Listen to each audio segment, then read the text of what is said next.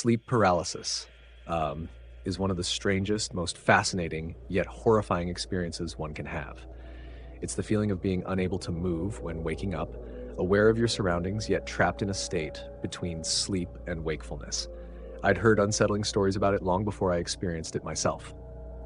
My first experience. It happened only once to me during my college years, a period of immense stress. It was finals week, and I was barely getting any sleep. The night before my last exam, I stayed up late cramming for biology, eventually passing out in a blur of exhaustion. I don't remember falling asleep, but I remember the moment I woke up. I was in my bed, in my room, but everything felt hazy. My mind was awake, but my body was leaden, unmoving. I tried to shift, to sit up, nothing. Only my eyes could move, scanning the dimly lit room. At first, my gaze drifted to the side, but when I looked back to the center of the room, a woman stood there, facing me. She wore a black dress and held a long object in her hands. My heart raced. I wanted to scream, to call out, "Mom," but my mouth wouldn't move. She approached, kneeling beside me, placing a cold hand on my forehead. Her face, my mother's face, came into view, her eyes locked onto mine. Desperation filled me, and I tried again to speak, but I was trapped in my own body. Then she stood up, walked toward the doorway, and faded into the darkness. I lay there, still paralyzed for what felt like an eternity. After 10 or 20 seconds, my vision sharpened and I could finally move. I shot out of bed, calling out, "Mom," over and over as I ran into the hallway. My father emerged from a nearby room, catching me in a hug. "I miss her too," he whispered. My mother had passed away just 3 weeks before, when dreams cross over. Dreams are fascinating in their strangeness, their otherworldly logic, but sometimes that dreamlike unease seeps into reality.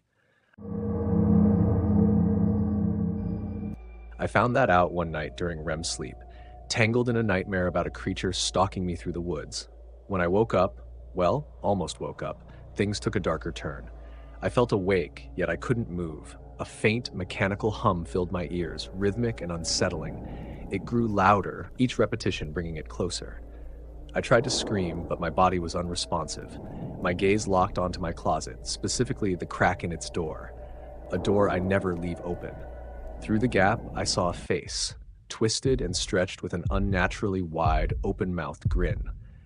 With each pulse of the noise, the face seemed to come closer until the closet door slammed shut and silence enveloped the room.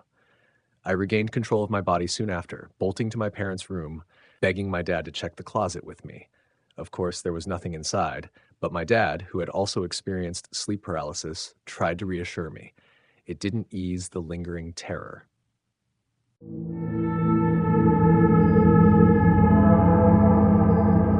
The thing in the closet. Years ago, I had another sleep paralysis episode, one that made me question reality itself. In the experience, I felt certain that something evil was lurking in my closet. Even though I knew I was dreaming, I fought the urge to turn away, trying to face my fear head on. But no matter how hard I tried, my head would always turn away when my eyes moved. I woke up in a cold sweat, thinking the nightmare was over, until I realized I still couldn't move. A sinister laugh seemed to fill the room, emanating from the closet. It wasn't a sound I heard. It was a vibration, a feeling that washed over me in nauseating waves. Then, out of nowhere, I felt something hit my chest. It was a human head, landing face up. I recognized it immediately. It was a girl I knew from high school. Up to that point, I had managed to keep some semblance of control, but that sent me over the edge. I couldn't scream. All I could do was make desperate moaning sounds. I strained, writhing in place, but my body wouldn't cooperate. The nightmare seemed to drag on for minutes before I truly woke up. For weeks afterward, I feared going to sleep, terrified that I'd be trapped in that waking nightmare again. The last time. I've only had sleep paralysis 3 times, but the third was the most disturbing. I woke early, just as the sun was starting to rise, filling my room with a pale, uncertain light. Instantly, I recognized the sensation of paralysis. I couldn't move, my body frozen in place.